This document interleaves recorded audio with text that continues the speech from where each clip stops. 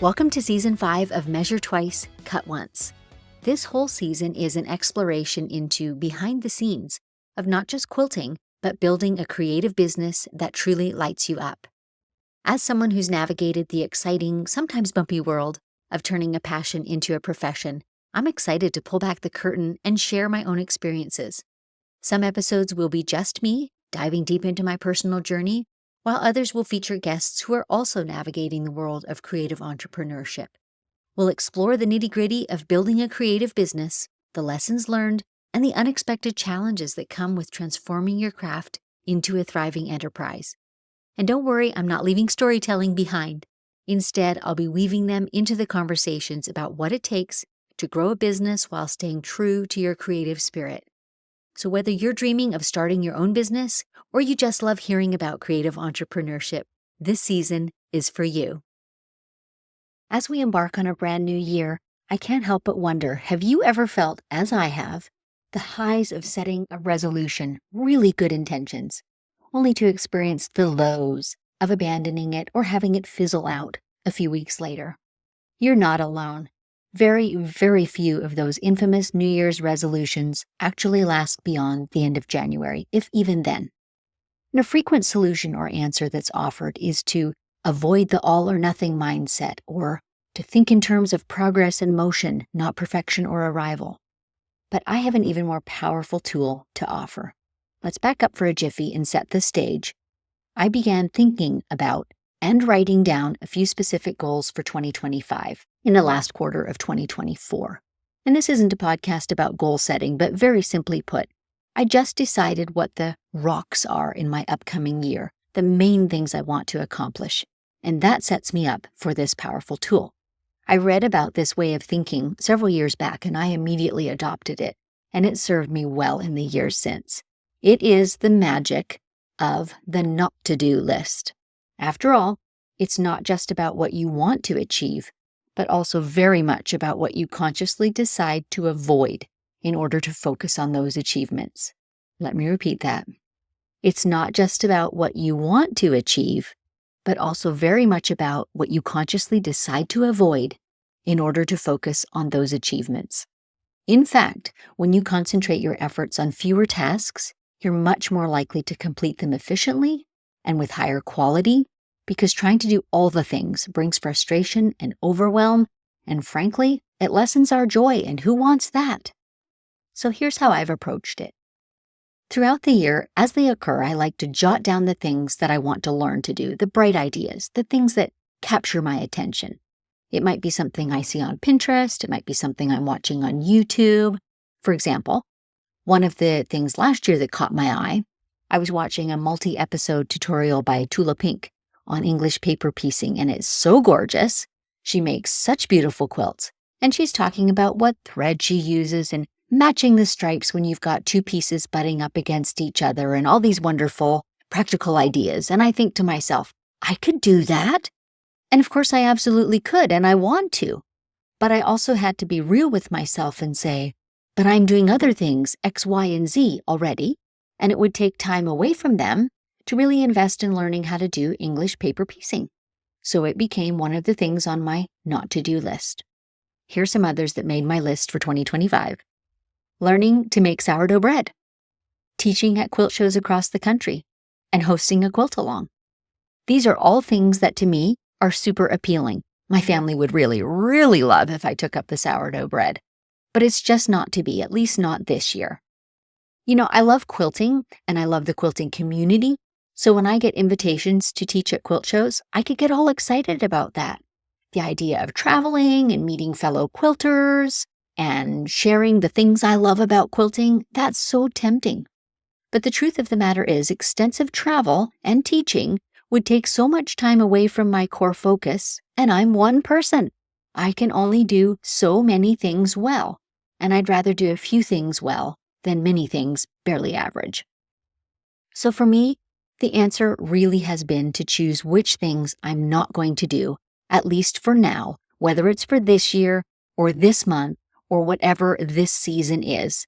And today I'm talking largely about my business, but you can relate this, I bet, to your life as well, and the seasons of your life, and the not-to-do list might have a place in your life too. This just really helps me to measure the shiny, appealing things that I see against my not-to-do list. So the next time I receive an invitation to teach at a big show, I'll think, oh no, I put extensive travel teaching on my not-to-do list this year, so I can simply and kindly decline and save that opportunity for another time. But can you see how it's freeing, really, to have this intentional decision that you're not going to do certain things? And this might take different forms. It might have to do with your social life and how many card games you go to with your friends, or how many lunch dates you have in a month.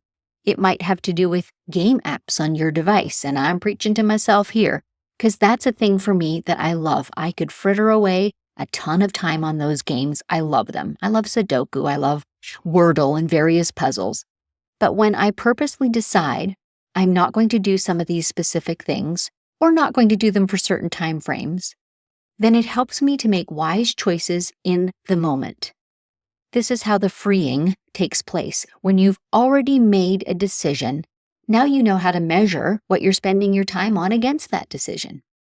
So one area that was critical for me to face up to was how I wanted to grow my business within the quilting industry. There are many paths I could take, and I've tried different things, honestly, and thought maybe this is an answer, or maybe that is.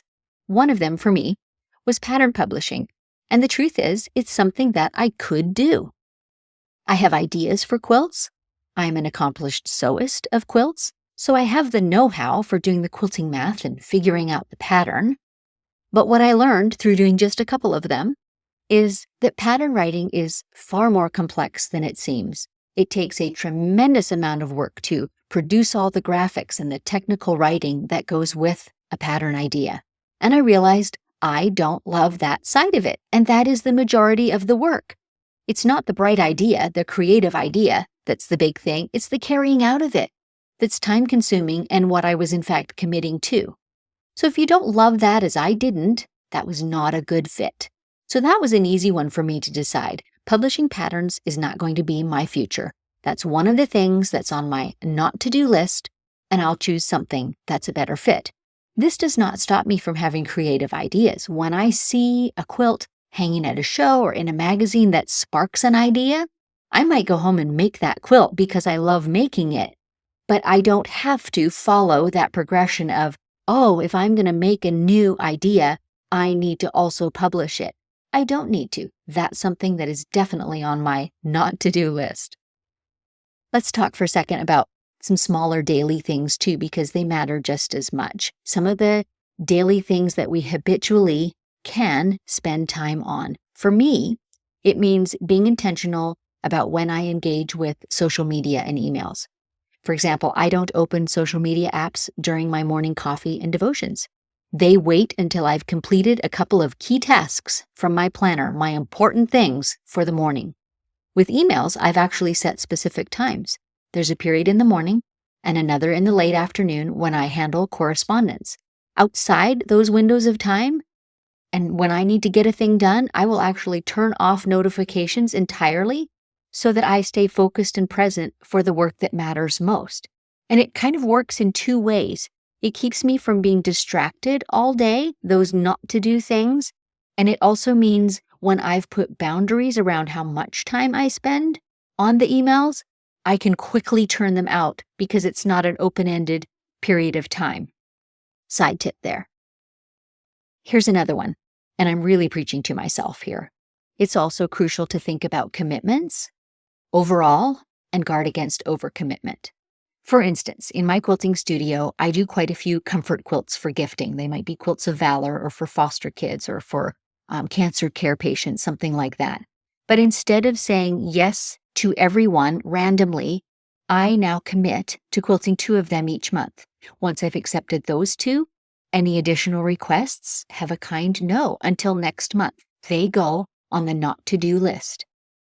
Similarly, teaching online has become a priority for me, and so I've had to be intentional about how many client quilts I accept. Setting these limits gives me the time I need to be responsive to students and to work on new course material. I want to be altogether 100% there when I'm in Zoom sessions with my students. I don't want to feel rushed. So the way I do that is I do not have too many quilts on my work in progress list. As creatives too, I think we really need to leave some margin between the things that we're doing intentionally. As I'm listening to myself talk, I'm realizing I sound like I block out every day and I fit in everything. I do try to block out the things that are important to me to do, but I leave a good deal of time and openness between things or days that are free. It is just essential that we do not fill every hour and every minute with expectations of ourselves. We need space for unexpected things. We certainly need space for relationships. And as creatives, we need some space just for our creativity that cannot be rushed and generally cannot be scheduled either. So, as I close, remember that your not to-do list is a living document. It is not another thing you've got to do. Gosh knows I don't want to give you that. But it's constantly changing with your seasons and your priorities, and it's not cast in stone, but a tool for helping us to stay focused and intentional about the way we spend our time. There will come a time, I'm pretty sure, when making that crusty sourdough loaf will be the way I want to spend a whole afternoon, but that time is not today. Your not-to-do list is your secret weapon for maintaining focus, for preserving energy, and creating the space you need for the projects and relationships that truly bring you joy and bring you closer to your goals or ideals. So here's to intentional living. Until next time, may your sorrows be patched and your joys be quilted.